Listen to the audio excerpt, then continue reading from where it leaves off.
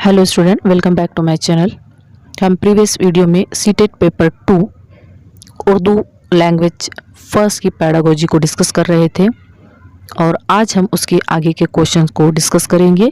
Question number 6 है, ज़बान की मौसिर क्लास की सबसे अहम खुसूसियत आमोज़गारों को डैश का मौका फराहम करना है। देखिए, जब ज़बान की क्लास को आपको मौसिर बनाना है तो यहाँ पर आपको तुलबा को ज़्यादा से ज़्यादा इंटरेक्शन के मौके फराहम करना होंगे, तभी तुलबा अपने ख़यालात का इज़हार कर पाएंगे। और अपने ख़यालात का इज़हार जब तुलबा करते हैं तो ये एक समाजी तामुल होता है। तो इसका जो करेक्ट आंसर होना चाहिए तो वो होना चाहिए तामुल। यानी जब हमें ज़बान की क्लास को मौसिर बनाना है तो हमें आमोज़गारों को ज़्यादा से ज़्यादा सोशल इंटरेक्शन के मौके फराहम करना होंगे। इसीलिए इसका करेक्ट जो आंसर होगा वो तामुल, क्योंकि तामुल के मायने होते हैं लेन देन। और लेन देन कब होगा? जब तुलबा एक दूसरे के कांटेक्ट में आएंगे, एक दूसरे से सोशली इंटरेक्ट करेंगे। यानी करेक्ट आंसर है यहाँ पर ऑप्शन नंबर 2। चलिए मूव करते हैं अगले क्वेश्चन की तरफ। क्वेश्चन है क्वेश्चन नंबर 7, शमूलियती क्लासरूम में तदरीस के वक्त ज़बान के उस्ताद को चाहिए। देखिए, शमूलियती क्लासरूम यानी वो क्लास होगी जहाँ पर तमाम तलबा को आप अपनी तदरीस में इन्वॉल्व करेंगे, यानी शामिल करेंगे। देखिए, सबसे पहले एक बात तो आपको ये जहन में रखना है कि आपको सभी तलबा को अपनी तदरीस में शामिल करना है। तो इस बात का आपको ख़ास ख्याल रखना होगा कि हर तालिब इल्म की जो सलाहियत होती है समझने की वो अलग अलग होती है। यानी आप जब उनको टीचिंग करेंगे तो उनकी मेंटल एबिलिटी को, उनकी ज़रूरत को जहन में रखते हुए आप तदरीस करेंगे। यानी आपको टीचिंग के अलग अलग मेथड इस्तेमाल करना होगा। तो चलिए देखते हैं इसका सही आंसर क्या हो सकता है। तो ऑप्शन फर्स्ट है, मुख्तलिफ आमोज़िशी अंदाज अपनाते हुए आमोज़िशी अमल में इनकी मदद करेंगे। हाँ, ये आंसर हो सकता है, फिर भी हम देख लेंगे कि क्या इससे बेहतर आंसर हमें मिल सकता है। इसे हम रख देते हैं होल्ड पर। सेकंड ऑप्शन चेक करते हैं, इनके मसाइल हल के लिए प्रिंसिपल से खुसूसी तरबियतकार की सिफारिश करेंगे। यानी ऐसे तलबा के जो भी मसाइल है तो हम प्रिंसिपल से उनकी खुसूसी तरबियत की सिफारिश करेंगे। ये तो बिल्कुल भी नहीं होगा, तो ये तो आंसर हो गया गलत। ऑप्शन थर्ड चेक करते हैं, इसकी यकीन दहानी कराए कि वो स्कूल में अपने 6 घंटे खामोशी से मुकम्मल करें। नहीं, ये भी ऑप्शन गलत है। और ऑप्शन 4 है, बासलाहियत तलबा को कमज़ोर तलबा का ख्याल रखने के लिए कहेंगे। जी नहीं, ये भी बिल्कुल गलत है। हम हरगिज़ इस तरह से नहीं करेंगे कि जो भी होशियार तलबा है उनसे कहेंगे कमज़ोर तलबा का ख्याल रखे। लेकिन तो इसका करेक्ट और सही आंसर जो होगा वो ऑप्शन फर्स्ट ही होगा कि हम मुख्तलिफ आमोज़िशी अंदाज अपनाते हुए आमोज़िशी अमल में इनकी मदद करेंगे। तो सही आंसर हुआ ऑप्शन फर्स्ट। चलिए मूव करते हैं अगले क्वेश्चन की तरफ। क्वेश्चन नंबर 8 है, ज़बान की महारत के लिए सबसे अहम आमिल कौन सा है? ऑप्शन फर्स्ट है, दरसी किताब के सबक के आखिरी में दिए हुए मश्क को करना। जी नहीं, किताब के आखिर में जो मश्क दी जाती है उसको करने से ज़बान की महारत कभी हासिल नहीं होगी। ये इनकरेक्ट आंसर हो गया। ऑप्शन 2 है, दुरुस्तगी और रवानी को फ़रोग़ देना। जी, ये ऑप्शन आंसर हो सकता है, हम इसे रखते हैं होल्ड पर। हम बाकी ऑप्शन भी एक मरतबा चेक कर लेते हैं। ऑप्शन थर्ड है, दरसी किताब के सस्ते या मुफ्त इमदादी अशिया का इस्तेमाल करना। जी नहीं, ये इसका आंसर नहीं हो सकता, क्योंकि हमें ज़बान की महारत से मुताल्लिक़ क्वेश्चन पूछा गया, तो ये भी आंसर नहीं होगा। और फोर्थ ऑप्शन है, सही तलफ़ुज़ के साथ पढ़ना। देखिए, सही तलफ़ुज़ के साथ पढ़ना ज़बान की महारत इससे हासिल नहीं होगी। ज़बान की महारत तो तभी हासिल होगी जब हम बेझिझक, बेसाख्ता, मौके के लिहाज से रवानी के साथ बोल पड़े। जो करेक्ट आंसर होना चाहिए वो होना चाहिए ऑप्शन नंबर 2, दुरुस्तगी और रवानी को फ़रोग़ देना। चलिए मूव करते हैं नेक्स्ट क्वेश्चन की तरफ। क्वेश्चन नंबर 9 है, ज़बान का एक मौसिर उस्ताद। ज़बान का मौसिर उस्ताद क्या करेगा? तलबा के बात करने का वक्त ज़्यादा करता है। जी हाँ, ये ऑप्शन सही हो सकता है, क्योंकि हम तलबा को जितने ज़्यादा मौके फ़राहम करेंगे, जितना ज़्यादा बोलने का वक्त हम तलबा को देंगे, वो उतने ही बेहतर तरीक़े से अपने ख़यालात का इज़हार कर पाएंगे। तो ये इसका करेक्ट आंसर हो सकता है, लेकिन हम एक बार फिर बाकी ऑप्शन भी चेक कर लेते हैं। तुलबा के बात करने का वक्त कम करता है, जी नहीं। यहाँ पर हम जब तुलबा को अपने ख़यालात का इजहार का मौका नहीं देंगे तो ज़बान किस तरह से वो सीख पाएंगे, तो ऑप्शन नंबर सेकंड एलिमिनेट हो जाएगा। ग्रुप में और जोड़ों में किए जाने वाले काम को कम करता है। देखिए, ग्रुप एक्टिविटी और जो भी ग्रुही काम होते हैं उसे हम कम करेंगे तो भी ये भी आंसर जो है उसका करेक्ट नहीं होगा, क्योंकि यहाँ पर तुलबा एक दूसरे से सोशली इंटरेक्शन नहीं कर पाएंगे, और जब सोशली इंटरेक्शन नहीं कर पाएंगे तो अपने ख़यालात का भी इजहार नहीं कर पाएंगे, तो ये ऑप्शन भी एलिमिनेट हो जाता है। फोर्थ ऑप्शन है उस्ताद के बात करने का वक्त ज़्यादा करता है। देखिए, जब उस्ताद ही वन साइड खड़े रहकर सब कुछ बोलेगा और तुलबा को मौके फराहम नहीं करेगा तो तुलबा ज़बान किस तरह से सीख पाएंगे। यहाँ पर तो तुलबा ज़बान सीख ही नहीं पाएंगे, क्योंकि उन्हें अपने ख़यालात का इजहार करने का मौका ही नहीं मिल रहा है, तो ये ऑप्शन भी गलत हो गया। तो इसका जो सही और करेक्ट आंसर होना चाहिए वो ऑप्शन नंबर फर्स्ट ही होना चाहिए, तलबा के बात करने का वक्त ज़्यादा करता है। इसलिए क्वेश्चन नंबर 9 का सही आंसर है ऑप्शन फर्स्ट। चलिए मूव करते हैं अगले क्वेश्चन की तरफ।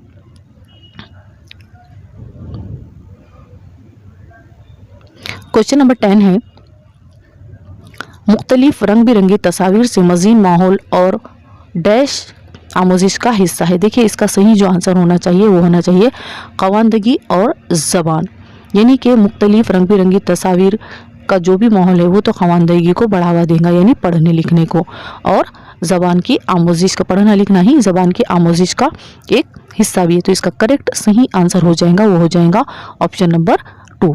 मूव करते हैं अगले क्वेश्चन की तरफ। क्वेश्चन नंबर 11 है, माक़िस की हैसियत से कसीर लिसानियत का मतलब क्या है। कसीर लिसानियत का मतलब होता है मल्टी लैंग्वेज, एक से ज़ायद ज़बानें।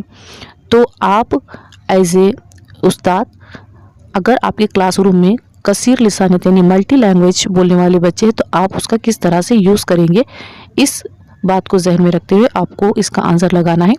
तो ऑप्शन फर्स्ट है बच्चे की ज़बान में हर लफ्ज़ का मसावी लफ्ज़ फराहम करना। जी नहीं, ये तो गलत हो जाएगा ऑप्शन कि बच्चे की ज़बान में ही हर लफ्ज़ का मसावी लफ्ज़ फराहम करना, ये नहीं हो सकता है। दरसियात से परे ज़बान की तदरीस, जी नहीं, ये भी इसका आंसर नहीं होगा। थर्ड ऑप्शन है आमोज़गार की ज़बान का बतौर हिकमत अमली इस्तेमाल करना। हाँ, ये बिल्कुल सही आंसर हो सकता है कि जो भी तुलबा जो भी लैंग्वेज जानते हैं हम उन्हें उस लैंग्वेज में उनकी जो भी मदर टंग होंगी उसमें अपने ख़यालात का इजहार करने का मौका देंगे, और वो तालिब इल्म जो भी लैंग्वेज जानता हो उसको हम बतौर हिकमत अमली इस्तेमाल करेंगे। एक मरतबा ऑप्शन नंबर 4 भी चेक कर लेते हैं, कई ज़बानों की आमोजिश, हम उसे कई ज़बानों नहीं, ये तो हो ही नहीं सकता इसका आंसर कई ज़बानों की आमोजिश। तो सही और करेक्ट जो आंसर होगा वो होगा आपका ऑप्शन नंबर 3, यानी आमोज़गार की ज़बान का बतौर हिकमत अमली इस्तेमाल। मूव करते हैं अगले क्वेश्चन की तरफ। क्वेश्चन नंबर 12 है, अनकत आपकी क्लास का एक तालिब इल्म है जो नाबीना है, ज़बान के उस्ताद की हैसियत से आप क्या करेंगे। देखिए, एक तालिब इल्म है जो कि नाबीना है, यानी कि वो देख नहीं सकता, ऐसे में आप एज ए टीचर क्या करेंगे। देखिए, जो भी नाबीना स्टूडेंट होंगे या जो भी तालिब इल्म देख नहीं सकते या तो वो सुन सकेंगे, तो इसके लिए हमें उन्हें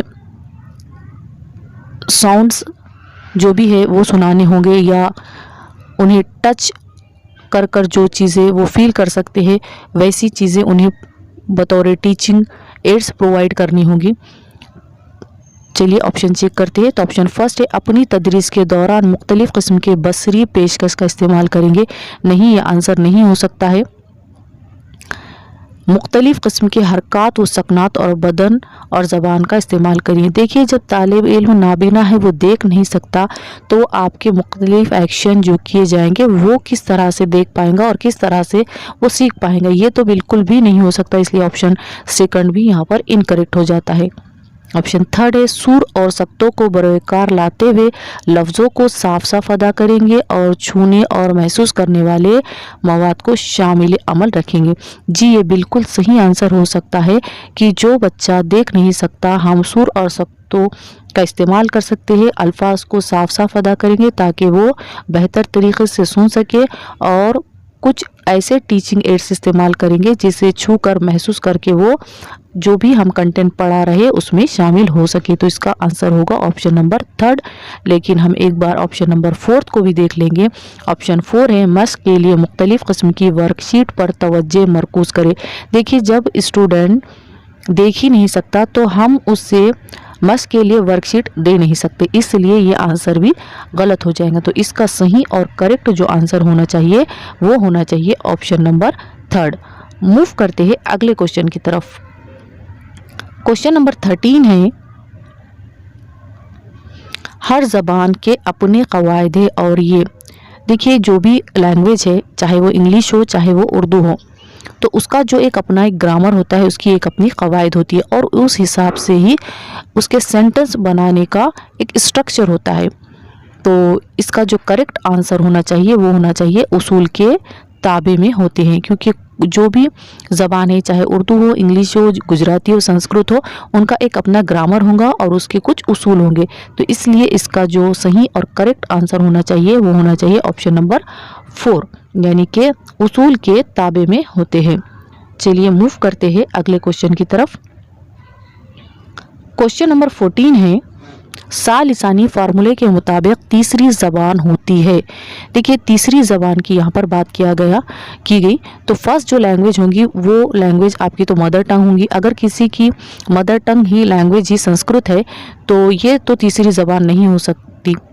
और चौथा जो ऑप्शन है फोर्थ, पूरे मुल्क में एक जैसी, देखिए पूरे मुल्क में एक जैसी थर्ड लैंग्वेज तो हो नहीं सकती, तो ये दो आंसर तो कट जाएंगे। अब सेकंड और थर्ड में से कोई एक आंसर हो सकता है हिंदी और गैर हिंदी बोलने वाली रियासतों के लिए अलहदा। जी ये बिल्कुल सही आंसर हो सकता है, क्योंकि अगर फर्स्ट लैंग्वेज आप तो मदर टंग ही चुनेंगे, सेकंड लैंग्वेज जो होंगी या तो आपकी इंग्लिश होंगी या कोई मॉडर्न इंडियन लैंग्वेज होंगी। अगर आपने सेकंड में इंग्लिश चूज़ किया है तो हो सकता है कि आप थर्ड में हिंदी भी चूज़ कर सकते हैं, यानी या तो वो हिंदी होंगी या कोई गैर हिंदी बोलने वाली रियासतों के लिए अलहदा हो सकती है।